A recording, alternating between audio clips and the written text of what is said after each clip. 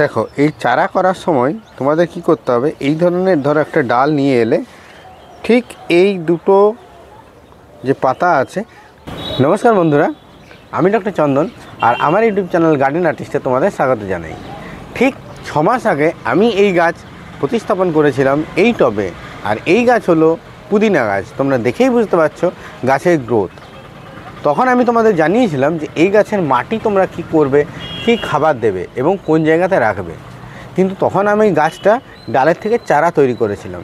যদি তোমরা সেই ভিডিওটা না দেখে থাকো তাহলে আমি আজকে তোমাদের আবার শিখিয়ে দিচ্ছি যে ডালের থেকে চারা কিভাবে তৈরি করবে এবং কোন মাটিতে এই গাছ বসিয়ে এই ধরনের গ্রোথ পাবে। তুমি টোটাল ভিডিওটা মন দিয়ে দেখো, স্টেপ বাই স্টেপ ফলো করো, তুমিও পারবে তোমার বাগানে এই ধরনের এক গামলা ভর্তি পুদিনা গাছ করতে। ঠিক আছে, চলো প্রথমে আমরা দেখে নিই যে পুদিনা গাছের চারাটা আমরা করব কি করে। এখন তোমরা যেখানে দোকানে যাচ্ছ, সবজি দোকানে, সেই সব দোকানে তোমরা পুদিনার ডাল পাবে। ওই ডাল থেকে চারা তৈরি হয়ে যাবে, তোমাদের কেনার কখনোই দরকার নেই। দেখো আমি ধরে নিচ্ছি, ধরো এই একটা ডাল, ধরো এইখান থেকে একটা তুলি, ধরো এই ধরনের তোমরা বিনা শেকড়ের ডাল আমি তোমাদের দেখাচ্ছি। ঠিক আছে, শেকড়বালা যদি ডাল পাও তাহলে তো কোনো ব্যাপারই নেই। দেখো বিনা শেকড়ের একটা ডাল, আমরা এই ডাল থেকে চারা করব কিভাবে। দেখো চারাটা আমি কিভাবে করব। একটা ধরনের ডাল, কোনো শেকড় নেই। তো চারা করার সময় তোমাকে অবশ্যই ধ্যান রাখতে হবে যে এই যে আমরা অনেক সময় ভুল করি, অনেকটা জলে ডোবাবার চক্করে এই যে পাতাগুলোকে এইভাবে ধরো আমি কেটে আমরা কি করি, এইভাবে এই যে পাতাগুলো থাকলে এই নোটগুলো সমেত জলে ডুবিয়ে দিই। এইটা যদি জলে ডোবাও তাহলে এখান থেকে এটা পচে যাবে, গাছটা হবে না। কিন্তু আমাদের করতে হবে কি, এই ধরনের পাতা থাকলে, ধরো এখান থেকে দেখাচ্ছি, এই যে দুটো পাতা আছে, আমরা জাস্ট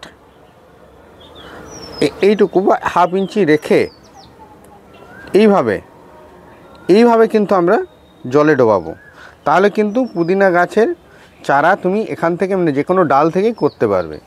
আর যদি ওইভাবে পত্র এই যেখান থেকে নোটগুলো আছে, নোটগুলো জলে ডুবিয়ে দাও, তাহলে কিন্তু জিনিসটা পচে যাবে এবং চারা হবে না। তো এইভাবে আমি এই চারাটাকে করেছিলাম, আগেও তোমাদের দেখিয়েছি। এবারে চলো বলি যে কি দিয়ে আমি মাটিটার মানে এটার মিডিয়াটা বানিয়েছি। তোমরা দেখলে কিভাবে চারা করা যায়। এবারে আমি এই গাছের জন্য কি মিডিয়াটা করেছিলাম সেটা তোমাদের জানাই।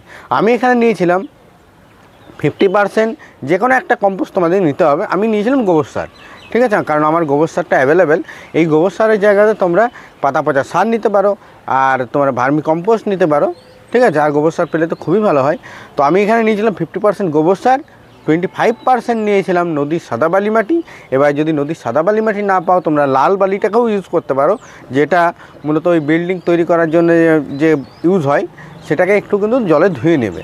হ্যাঁ, আর তার সাথে যেটা মেনলি দিতে হবে কোকোপিট, কারণ এই গাছ জল ভালোবাসে। আবার অন্যদিকে তার গোড়াতে যে জল জমুক সেটা সে পছন্দ করে না। তাই তোমাদের করতে হবে কি, এমন একটা জায়গা নিতে হবে যেটার তলাতে অনেক ফুটো থাকে। দেখো এটার তলাতে আমার অনেক ফুটো আছে।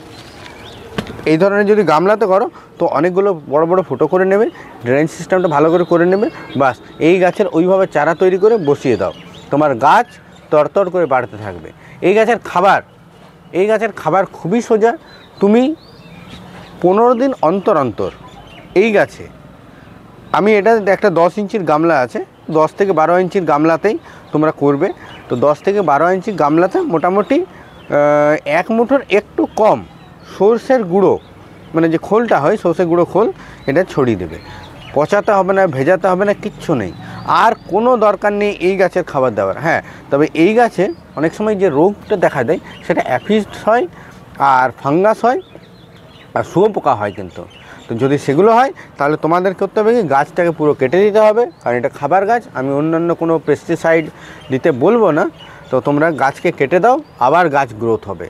এই গাছের মজাটা হলো, তুমি যখন একটা থেকে দুটো ডাল বসাচ্ছ চারা, যখন দেখলে নতুন পাতা তৈরি হচ্ছে, ঠিক এর মাথাগুলো এইভাবে পিঞ্চ করে দাও। যত এই গাছকে কাটবে গাছ তত বাড়বে। গাছে জল প্রতিদিন দিতে হবে, কোনো অসুবিধা নেই, কারণ তুমি যে মিডিয়াটা তৈরি করছো তাতে গাছের গোড়াতে জল দাঁড়াবে না। যদি ফাঙ্গাস লাগে তাহলে আমি বলবো এক্ষেত্রে একটু হলুদের গুঁড়ো তুমি জলে গুলে এই গোড়াতে এবং গাছে স্প্রে করে দিতে পারো।